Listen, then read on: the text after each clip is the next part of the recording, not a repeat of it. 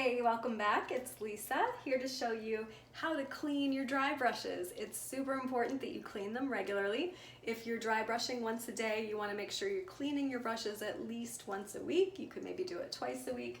You don't have to do it every day, but if you imagine every time you're dry brushing, you're sloughing off a bunch of dead skin. After 4 to 7 days, it can get kind of gross. Definitely if there's any sort of unpleasant smell, wash it immediately, don't count the days. But if it's like, it smells fine, but it's been 7 days, just wash it. It doesn't take long. So what I use to wash it is a watered down Castile soap. So you've probably seen Dr. Bronner's at the health food store. The stuff is very concentrated. So they actually recommend doing like 1 part Castile soap to 10 parts distilled water to fill up a hand soap bottle. I do mine more like 1/6 of the concentrate and the rest distilled water. So it is very soapy, but it's very watery too. So I'm going to show you in this little bowl. I'm just going to do a few pumps. Again, this is 1 part Castile soap to about 6 parts water. And then I'm going to take my dirty dry brush and just mix it around, and you can see, well, I can see, you might have a hard time seeing, but you can see some kind of suds working up there.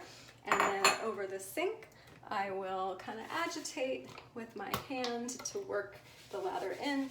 The main thing is you don't want to be getting the base of where the bristles insert wet. So why not? Over time, that can degrade the glue and the wood. If it gets kind of warpy, the bristles can start to fall out. So, you know, you want to make this last as long as you can. And of course, to rinse, you're not going to run this under the sink because that would get the wood and the glue part wet.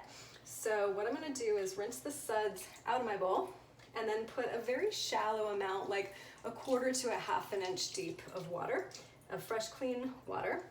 And then I'll just kind of put my bristles inside, agitate a little to get the suds out, dump out the sudsy water, and go again with clean water, just maybe 3 to 5 times, just to get the suds out of there.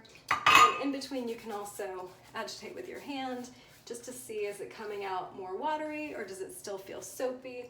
It's already starting to feel pretty clean, so this is my 3rd dip.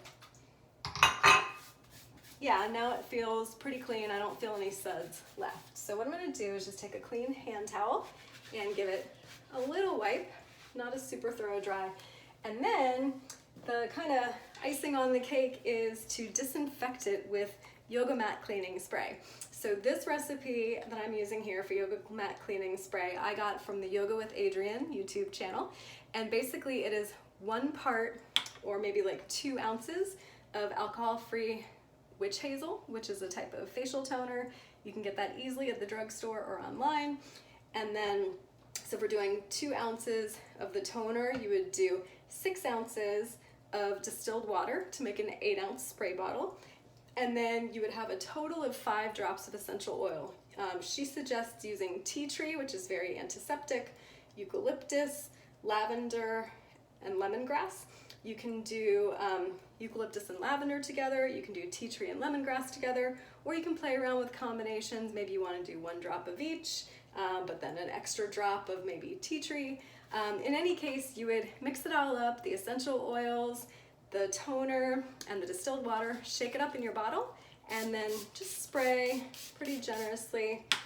And then I'll, again, kind of